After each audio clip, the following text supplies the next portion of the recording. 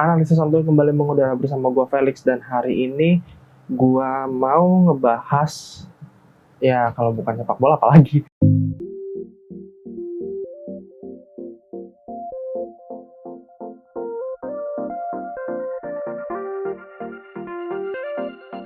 Cuman kali ini ada segmen khusus karena kita sudah mendekati Piala Dunia sampai nggak lama lagi tahun depan. Jadi selama nanti jeda internasional itu kualifikasi Piala Dunia sampai ke putaran final, gue akan setiap sebulan sekali akan membagikan konten tentang peristiwa-peristiwa penting atau momen-momen unik selama Piala Dunia berlangsung dari edisi pertama sampai yang terakhir 2018. Oke? Nah, hari ini gue akan ada 2 cerita baru, yaitu tentang gigitan Luis Suarez di Piala Dunia 2014 itu terjadi tanggal 24 Juni. Kita lihat dulu. Suarez sudah menciptakan korban itu sudah jadi bilang 2 waktu itu ya. Ada Otman Bakal di PSV, lalu kemudian ada si Branislav Ivanovic itu korban kedua, dan Chiellini menjadi korban ketiga dari gigitan Suarez. Dan ini terjadi pada laga terakhir melawan Italia di grup D. Ini penentuan karena kedua negara sudah kalah dari Costa Rica yang membuat mereka memastikan diri lolos. Uruguay kalah 1-3, Italia kalah 1-0, dan ini membuat keduanya harus bertarung untuk memperebutkan satu tempat terakhir mendampingi Costa Rica di 16 besar. Dua-duanya berpeluang lolos, beda dengan Inggris yang sudah tersingkir. Nah, sangat panas, pertandingan berlangsung panas.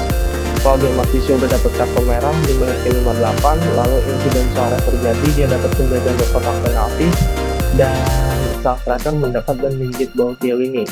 Bola berada di sisi kiri lapangan saat itu. Wasit tidak memperhatikan apa yang terjadi, tahu-tahu itu dua-duanya udah terkapar dan Suarez pegang giginya. Sementara karena belum ada VAR, wasit tidak meninjau ulang insiden Chiellini kesal dan menggigit bahunya yang digigit Suarez. Memang menggelikan, dan Suarez nggak diusir keluar lapangan, itu kata Chiellini, dan wasitnya melihat bekas gigitan tapi nggak melakukan apa-apa. Yang lebih mengesalkan lagi buat Chiellini, dan Chiellini mungkin kesal saat Diego Godin akhirnya berhasil menjebol gawang Buffon di menit-menit terakhir yang berakhir dengan skor 0-1, dan Italia tersingkir di fase grup. Dan endingnya adalah Suarez dihukum, dia dilarang main di 9 laga timnas, dan dilarang juga tampil dalam kegiatan sepak bola selama 4 bulan dengan denda 100.000 pound Swiss. Dan akibat ini juga Suarez gak bisa tampil di selanjutnya Piala Dunia, dan Uruguay tersingkir setelah kalah 0-2 dari Kolombia di 16 besar, dan dari tendangan voli spektakuler dari pemain yang baru pindah ke Qatar, yaitu James Rodriguez. Nah, sering berjalan waktu, Suarez mengakui kesalahannya. Di biografinya dia mengakui itu meski terkesan masih mencari pembenaran bahwa gigitannya itu nggak berbahaya dan mencintai lawan, tapi Chiellini sekarang sudah memaafkan Suarez, dan Chiellini bilang insiden tersebut itu bagian dari pertandingan dan bukan kecurangan. Dia bilang butuh kecerdikan tertentu untuk mengatasi seorang rival.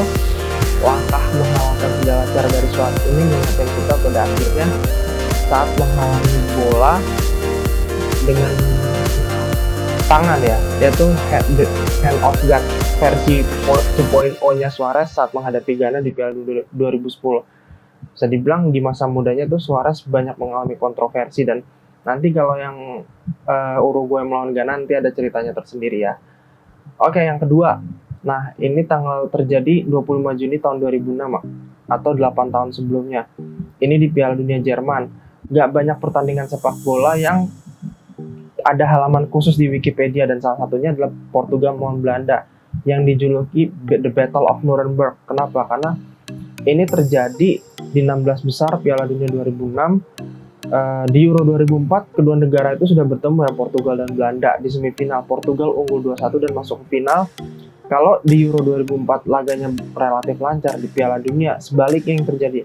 Banyak pelanggaran, aksi provokasi, terus tackle horror, sampai akhirnya hujan kartu, 16 kartu kuning dan 4 kartu merah. Ini adalah catatan kartu terbanyak yang keluar sebanyak di Piala Dunia ya, 20 kartu. Baru berlangsung 2 menit, Mark van Bommel udah dapat kartu kuning karena melanggar calon bintang masa depan saat itu, Cristiano Ronaldo. 5 menit berserang, Ronaldo jadi bulan-bulanan, giliran Philippe Bolaros yang buat pelanggaran keras dan cuma dikasih kartu kuning. begitu sering jadi sasaran. Jadi bisa dibilang Ronaldo muda ini sudah menjadi rising star dan dia jadi sasaran empuk bagi para pemain bertahan untuk menghentikan dia. Akhirnya Ronaldo ditarik keluar di menit ke-33 karena nggak kuat lagi melanjutkan pertandingan. Hampir sama kayak waktu final Euro 2016 di mana dia nggak kuat setelah diserang sama Dimitri Payet. Nah, beruntung sebelum Ronaldo cedera, Portugal sempat cetak gol oleh sepakan Manis Ribeiro dengan Manis yang berhasil membobol gawang Edwin van der Sar. Dan uniknya 3 menit sebelum cetak gol, Manis sudah lebih dulu dapat kartu kuning dan dari sekian banyak tackle keras, kartu merah pertama itu baru dikeluarkan jelang babak pertama selesai. Itu adalah Costinya yang secara sengaja menyentuh bola dengan tangan. Sebelumnya Costinya udah dapat kartu kuning karena tackle dua kakinya kepada Philip Cocu. Nah, setelah gol Manis dan kartu merah Costinya nggak banyak peluang tercipta. Malah ada 3 kartu merah tambahan buat Khalid Bularus, Deco, dan Giovanni Van Bronckhorst. Deco dan Gio yang rekan tim di Barcelona malah bukannya langsung ke tunnel malah langsung ngobrol. Nggak tahu apa yang mereka bicarain, tapi jelas laga itu menguras tenaga, emosi, dan mental. Setelah pertandingan usai, Valentin Ivanov sang wasit itu mendapat sorotan karena dia dinilai terlalu gampang, terlalu ringan tangan ngasih kartu, atau beberapa kali bikin keputusan. Sepp Blatter, ketua wasit itu mengkritik Ivanov dan menyebut Ivanov juga hanya mesti dikasih kartu kuning. Tapi gue adalah saksi juga ya, tahun 2006 nonton pertandingan itu dan benar pertama kalinya ngeliat banyak tackle-tackle keras terjadi dan boleh dibilang ini adalah salah satu pertandingan terhoror dari semua penyelenggaraan Piala Dunia karena kejadian kartunya sampai 20.